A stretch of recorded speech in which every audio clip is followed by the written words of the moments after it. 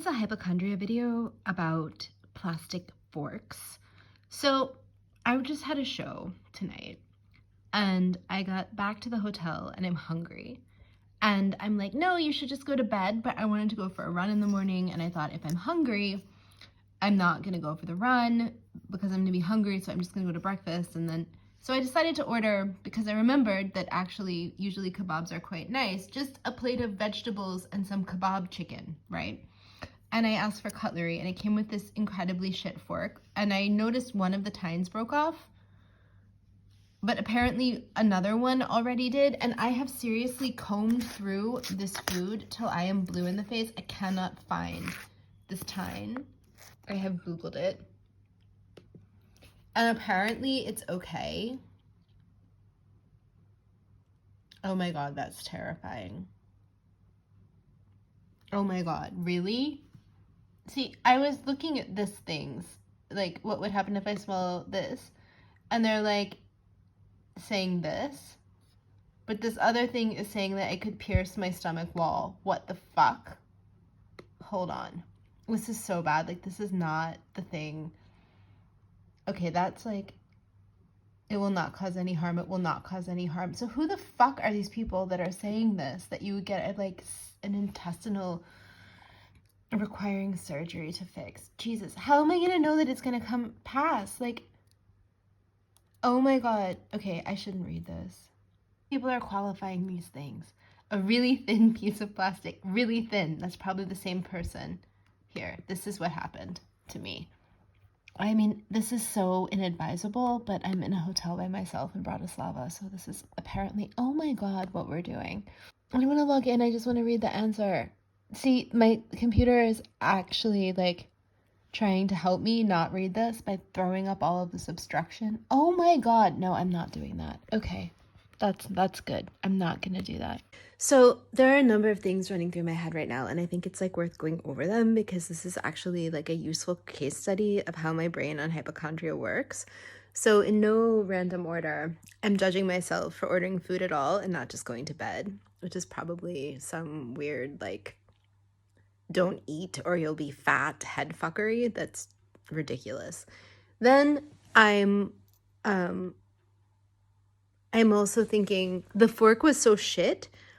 Maybe it came with a broken tine. Like, would I know?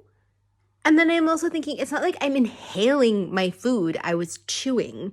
So how would I not know that I had bit down on plastic? And now I'm regretting that I threw it away because maybe I should see how hard it is to break, but I'm not getting it out of the bin because no.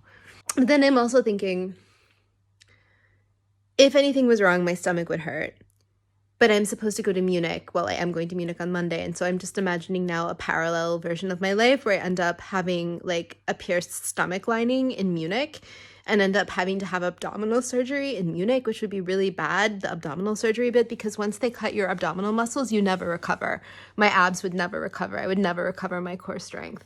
So oh my God, I'm just looking over here and saying, oh, but better than dying of infected bleeding guts. Jesus, it's a small piece of plastic. I should point out, my dog ate this pendant. And I was so upset. It was a gift from my parents when I was a child. And my father said, you know what?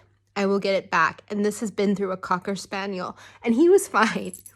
So I should be able to handle like a plastic fork tine, right? If I even swallowed it. I mean, how would I not have noticed? How would I not have noticed myself biting down on a piece of plastic? It's not like it was like I was just eating like normally. And what's fucked up about this is I usually do a face mask before black dress. And so I got a new face mask.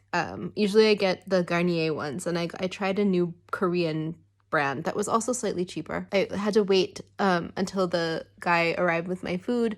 And then I put the face mask on, and then I realized because it was a sheet mask, like I couldn't actually eat through it. And I checked the wrapper because the wrapper said that you shouldn't. It said for external use only. And then I'm like, well, is it a problem if I get it in my mouth? But so anyway, so I decided to take it off, like my mouth.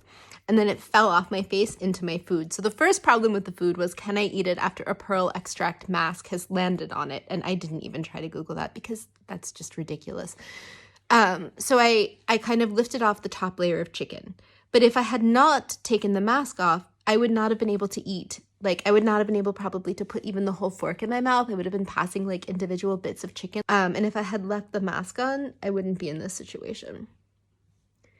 I'm also by myself, which is really when I spin out the most about this. So I'm just noticing that it's look at her looking at me. I'm just noticing like the context in which it's happening. And then it also occurred to me to try to make myself vomit and see if I can throw it up. But I have a show tomorrow, and I don't know kind of how I'll feel or what state my voice will be in if I make myself do that. So yeah, I don't think that's gonna work. So I think I'm just gonna have to try to watch some more stupid television and hope that nothing comes of this. Yeah. The other thing that's really fucked up about this is that I somehow always imagine these things become lodged in my brain. Like, I'm imagining the fork time becoming lodged in my brain, which is just like wholly implausible.